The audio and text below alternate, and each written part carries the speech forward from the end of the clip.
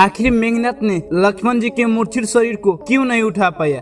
आज के इस वीडियो में हम यही जानेंगे। तो चलिए वीडियो को स्टार्ट करते हैं। मेघनाथ बहुत शक्तिशाली योद्धा था, जिसे भगवान ब्रह्मा और विष्णु महेश से उसे अनेक वरदान मिला था। उसने स्वयं इंद्रदेव को भी जीत लिया था, जिस कारण उसे इंद्रजीत भी कहा जाता था।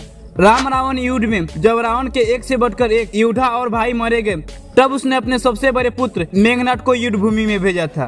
अपने पहले ही युद्ध में मेघनाथ ने नागपाश की बाण की सहायता से भगवान श्री राम और लक्ष्मण को उसमें बांध दिया था। इस नागपाश से मुक्ति स्वयं गरुड़ देवता ने आकर दिलाई थी।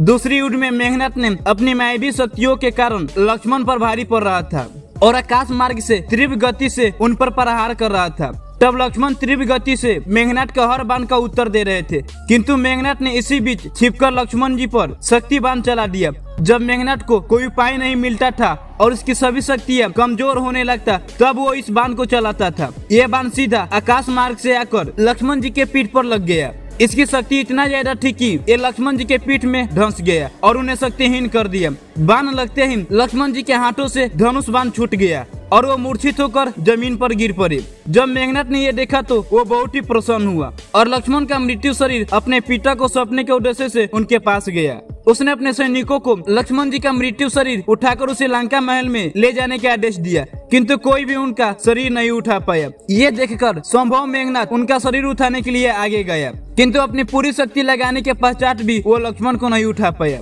इसके बारे में रामायण में लिखा है कि लक्ष्मण जी स्वयं शेषनाग के अवतार थे, जिनके फन पर ही ये पृथ्वी टिकी है। शेषनाग अपने आकार में इतना विशाल होते हैं कि उसका भार किसी सामान्य व्यक्ति के द्वारा उठाना असंभव है। जब लक्ष्मण जी मूर्छित होकर धरती पर गिर पड़े थे तो उनका शरीर का सारा भार धरती पर आ गया था, जिसे उठा पाना मेघनाथ के लिए संभव नहीं था। जब मेघनाथ लक्ष्मण जी को उठाने का प्रयास कर रहा था, तब हनुमान जी उनके पास है और उन्होंने मेघनाथ को धक्का मारकर गिरा दिए और लक्ष्मण जी के शरीर को अपने कंधे पर उठाकर तेज गति से हवा में उड़ गए और युद्ध भूमि से बाहर चले गए। दोस्तों, यदि मेघनाथ लक्ष्मण जी का शरीर उठाकर लंका लेकर चला जाता तो क्या लक्ष्मण जी बच पाते या नहीं? कमेंट में हमें जरूर बताइएगा। जब तक के लिए मिलते हैं अगले वीडियो में।